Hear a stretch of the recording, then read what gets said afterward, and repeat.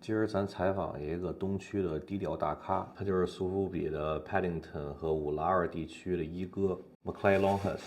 打开 Real Estate Domain 看一下 Paddington 这个区的话，它是遥遥领先，在过去12个月，第2名卖了17套房，他一人卖了45套。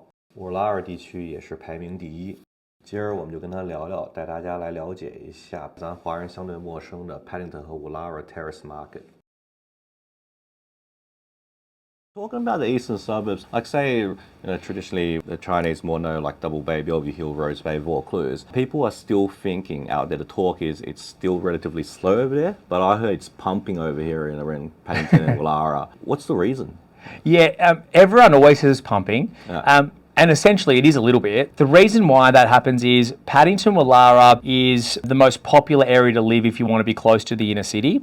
So, and it's traditionally made up of terrace houses. So when you look at terrace houses, you can't rebuild them anymore. So in terms of the population of assets you can actually buy, they can't be rebuilt. The demand always outweighs the supply. So when you look at Paddington Woollahra, there's always, call it 10, 15 really hot buyers that want to buy a $4 million house, and there might only be 3 or 4 houses available at any one time. So whether the market's good or the market is going through a bit of a slump due to whatever's happening in the economy, Paddington Woollahra seems to always outperform all other areas, even properties in the deep in the eastern suburbs as well. Yes. What's the magic here? Obviously it's the lifestyle, I guess. I think a lot of Chinese investors don't get the lifestyle here. Can you talk a bit about that? So from an investment point of view, the demographic of buyers that make up majority of Paddington Woollahra, essentially, if you go sub 7 million, let's just use 7 million as a threshold, if you will, you go sub 7 million, the majority of properties or demographic is young families. Those young families are all made up of typically people who are growing in their industry, young bankers, lawyers, and people that want close proximity to the city. And that you obviously offers a lot more as well for young families. You get home from work, you don't have to get in your car, you can walk to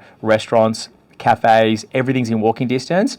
And then obviously you're very close to the CBD. For a lot of like bankers and lawyers and things like that, they can just walk to work or short transport rides. So it offers a lot in terms of the area. So that's why the demand is so high. Everyone wants to be there. The hardest thing about Paddington Woollahra for a lot of people is not everyone can afford to live there because the price per square metre goes up a lot. Typically, a lot of young families will have to compromise. Let's call it the sub $7 million threshold, for instance. Your compromise is space. So you have 1 or 2 kids, you're actually living in 120 to 150 square metres of land, which isn't a lot, 3-bed, 2-bath parking. So young families obviously have to compromise a little bit on space, but they do that because the geography is just perfect for them. You go to the other side of the threshold, you go 7 mil plus, that actually turns into a bit of a different demographic. So not a lot of young families who are looking in the area can afford to jump up to the bigger and larger format terraces.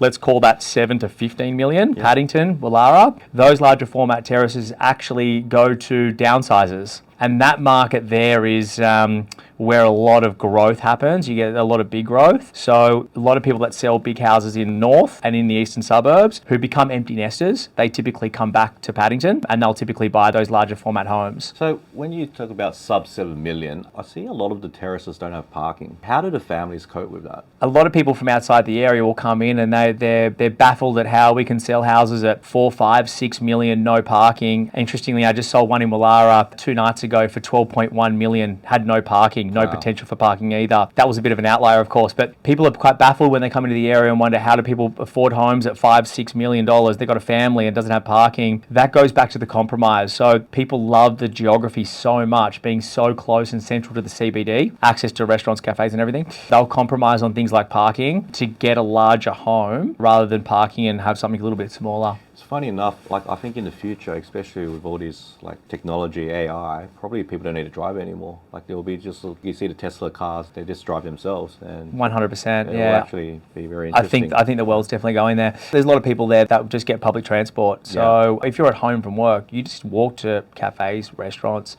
and then you can get transport into the city for your job. So talking about cafe and restaurants, where's the most popular hang around areas in this Paddington Woollahra? district? It depends on demographic, of course. Okay.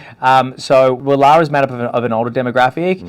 They'll typically, there's a lot of restaurants that a lot of people, a local Woollahra people go to essentially. Bistro Moncur is obviously very popular. The Centennial. Yep. These are all very Woollahra establishments that have Yep. been around for a long, long time. A lot of Woollahra residents will go there. The younger families will typically go up around. Justin Hems has done a lot of great things with Paddington over the last few years up Yep. on Oxford Street, the Paddington and various other eateries around there. There's a lot of cool restaurants along William Street, Elizabeth Street, and then that little square there between William, Elizabeth and Paddington Street is very, very popular. A lot of Chinese want to buy in the east, but in their minds already, I can't afford it. And there's actually that 2, 3, 4, 5 million that has the same growth as the eastern suburbs. Yeah, the percentage Yeah. growth is excellent. So, Yeah. like when you look at something that goes from 8 million to 12 million in 3 years, and they haven't done any work to it at all, that's huge growth from a percentage point of view, and that happens a lot in the area. Yeah. As long as you're buying the right ones, of course. I guess that's the next question. What do you look for when you're investing or buying the right one? What is the right one? Like, what's the good potential ones have? So when you're looking at investing, there are a couple of key pockets, obviously. Central Paddington, and when I say Central Paddington, you look at Windsor Street, Paddington Street, Stafford Street, Hopetoun Street. It's all in a precinct around that Alimentari Cafe there. We've got William Street that goes up to Oxford. So it's very central to restaurants, central to transport, and that's probably the highest or the most popular streets and precinct of Paddington.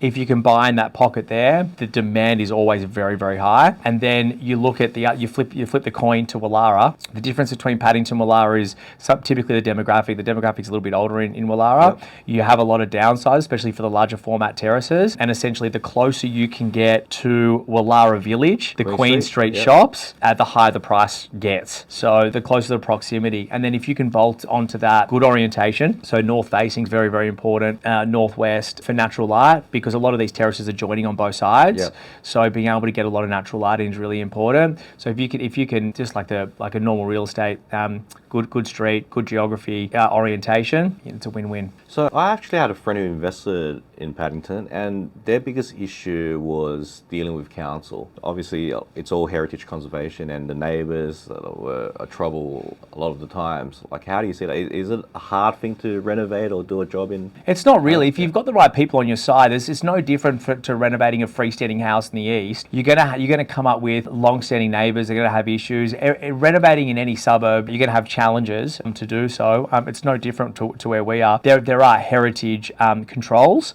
within our particular suburb. So let's call it Paddington Woollahra. There are particular heritage controls, yes, but with the right architect, you should be fine. They'll be able to stick within those controls.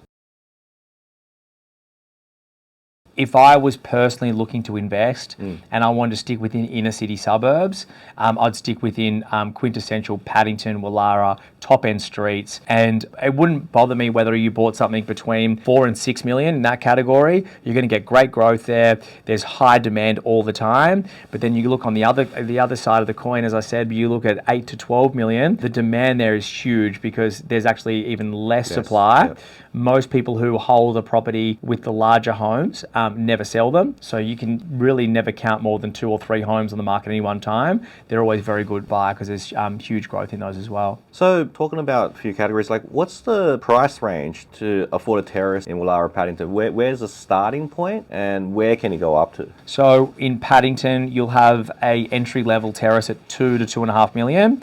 That'll be a 50, 60 square metre house with no parking. And then it will go all the way up to the record being around 14 million for a terrace. Yep. And you'll buy something at 300 to 400 square metres, multiple car spaces developed. So what's the square metre rate? Is there an average in your mind, or like every street's just very different? No, there's not really. It's very challenging with terraces for a price per square metre because some of them, you have terraces that are 4 or 5 stories tall on a smaller lot of land, and then you have others on a larger lot of land with a smaller house. So you don't really look at it from a price per square metre perspective. Geography and comparable sales is probably the best way you look at valuing. Because every time I hear people talk about terrace, they tell me like it's how wide it is. like 4 meters, 5 meters, 6 meters. Yeah. Is there a chart on like where does it start? What's the most narrow terrace and where's the most desired? Like Yeah, so what is considered as a premium terrace? yeah. So when you go to buy in Paddington Willara, an agent or someone who buys a house will talk a lot about the width of the house. Yep. Because typically most of the homes you joint on both sides. The wider the house, it's completely different livability. So you could have a wide house, it's a little bit shorter, and that'll be much better livability than a house that's skinnier, Yep. that's a lot longer. So you pay a lot for width. So the wider the terrace, obviously the price goes up, but it goes up substantially. There's always a magic rule of once you get to 6 meters wide, you can have double parking. Yep. Under 6 meters or under about 5, 6, 5, 7, you've only got the single parking at the rear. So once you hit 6 plus, like that's like the magic number of going, okay, great, you can get 2 cars in at the rear, which is really popular and a good width to get. They start at 3.5 meters wide. Wow. So you can get really skinny terraces at 3.5 meters wide that aren't very popular for obvious reasons. And you might see value there because they might be longer land, and you might see larger land but a really skinny terrace. People don't love them. And then you can get some really wide ones. I sold one not long ago that was, just over 9 meters wide for an actual Victorian, which was very wide for that space. I would say there's probably 3 or 4 different tiers in Paddington.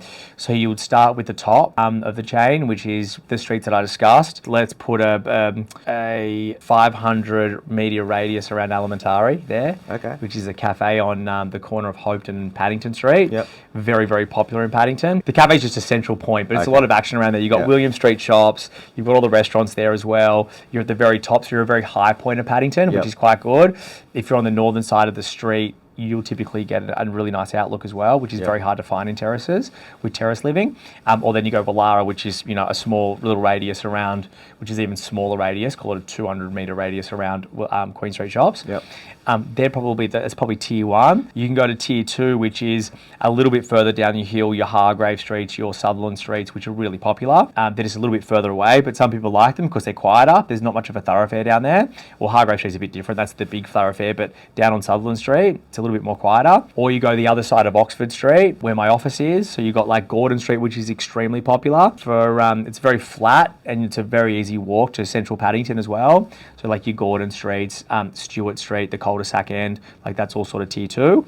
And then you can go to like sort of tier 3, which is down the bottom end, which is more sort of, there's areas like Selwyn Street, which is the block behind the art school. There's about 6 or 7 streets, Greens Road, Albion Avenue, Selwyn, etc. That's all behind there. And then you've got the bottom end of Paddington as well, which is probably tier 3 as well, where you get a little bit more bang for your buck, if you will. You've got like, it covers down the end of Paddington, borderline is Boundary Street, which curves around, and those streets within there is probably sort of tier 3, more of a Darlinghurst type buyer, where you want to be even closer to the inner city. Just a different style of living. No tier 4? Or? Not really. Everywhere's pretty popular. It's not a very big suburb. Yeah. It's not large, and the popularity across all 3 of those tiers is extremely high. Like you might list something on Boundary Street, and might be people at top end of Paddington that may not want to live there, but you list something down there, you'll still have 4 or 5 people that are going to compete for it. Yeah. So all very, very popular. So any other areas you're mainly focusing on at the moment that you want to? Not really. Like I love selling Paddington Willara. Yeah. The days on market's always low, and the volume and turnover is really, really high. Yeah. So it's super exciting. Like we could come in at any one day, and you could come in, and all of a sudden you'll be in the office at 7:30 a.m. and by 5:30 p.m. you've done 4 transactions that you didn't know you were going to do that day, and that happens a lot. So what, like in a typical year, how many transactions do you do? We did 151 last year. So every 2 days you sell a property? Essentially, yeah. Wow. Yeah. We've done 45 sales already this year. It's the 19th of March. Yeah. We should do 50 in the first quarter this year. So we'll be on track to hit close to 200 this year. Do you ever go in that REB rankings or stuff? Yeah, I do, yeah. I've been number 3 probably the last 6-7 years. Awesome. Do you have any investments around? Yeah, I do, yeah. So I own 2 investments in Paddington, 2 different houses, in 2 different sections of the market. But I've had 3 different houses there, and they've all performed really, really well. I've done very well at all my real estate holdings. Is the strategy to just hold, or you want to renovate and sell, or?